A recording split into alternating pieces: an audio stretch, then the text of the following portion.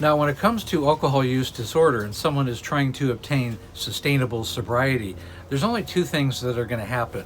One, a person's going to have excuses, or two, the person is going to take action and they're going to go to a rehab, go to detox, and they're going to find a way for sustainable sobriety. They're going to get around other people and they're going to get to work.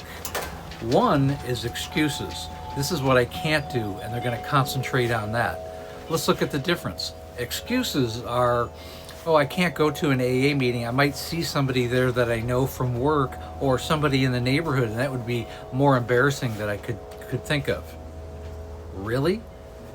Go online, go to a different town. I mean, whatever. You have to find ways to get there, but if you're concentrating on excuses, you're going to stay in the same place that you've always been and not evolve as a person. Another big one that I get all the time, I can't go to a rehab facility because I might lose my job. Are you kidding me? But you can always get another job. You can't get another life. And until you're ready to accept the fact that your sobriety is the number one most important thing in your life. In fact, nothing else really matters until you get your health, your mental health, your physical health, and your emotional health back to where it's supposed to be. Really, nothing else matters. Nothing. And if you think a job is holding you up, the only thing holding you up is you. And I can't tell you how many clients reach out to me for help, or people online just for simple advice.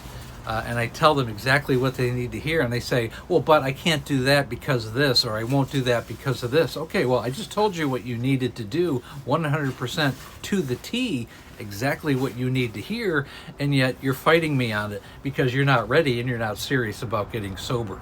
You either do what someone tells you to do, or you don't, and you stay the same, and you don't grow as a person. Okay, you have to reinvent yourself if you're going to obtain sustainable sobriety. You know, people say all the time, well, I quit one day and I stopped, and you know that's the end of it. You know, I was able to find sobriety, and they didn't go to group therapy or rehab or any counseling. I mean, that's a possibility, and like 25%, 30% of the people out there actually do get that way. I wouldn't recommend it because we're talking about sustainable sobriety, and you have to learn different behaviors that you may not be aware of, and you're only going to benefit by being around other people who are also in recovery, who are also going down the same path that you're going down, also their families, and having an understanding of how you have affected the people in your life. If you stop by yourself, this is information that you're not going to be privy to, you're not going to understand, and you're just going to think, well, I took care of myself, so everything else is going to take care of itself. No, you need to make amends to the people when you were drunk. You need to create apologies. You need to reach out to people that maybe you put in harm's way when you were drunk. This is part of the healing process. Somebody who quits on their own, they're not going to do that because they don't understand that's an important step in the evolution of sustainable sobriety. And I get this one all the time. Well, AA is just not for me. I went to it, I didn't like it. So you went to one chapter of an AA meeting and decided, I'm just going to stay an alcoholic because that one chapter of an AA, it wasn't for you. Okay, I grant it. AA is not for everybody. Some people are not into the higher power. Some people don't like the people that are there. You know how many there are hundreds of different other organizations, local and national and statewide or even countywide, that can help you with this particular problem.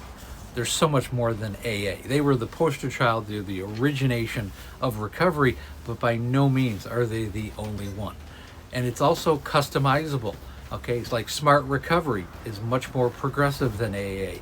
Specifically for women, there's Women for Sobriety. I think it's important for women to go to women's groups and be around people that they're more comfortable with and are more willing to probably open up around people that they're more comfortable with. It's important to bond with people.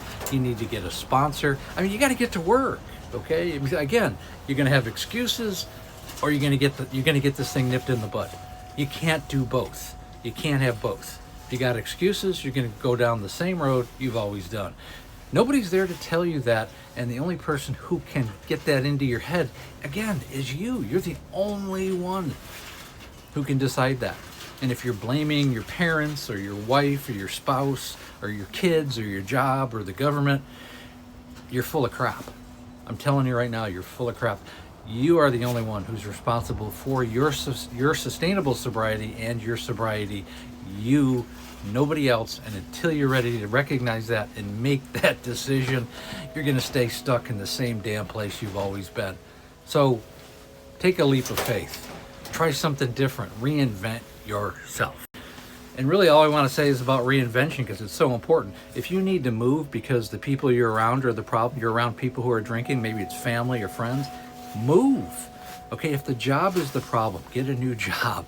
Okay, if the relationship that you're in is the problem, get a new relationship. You got to make it a priority.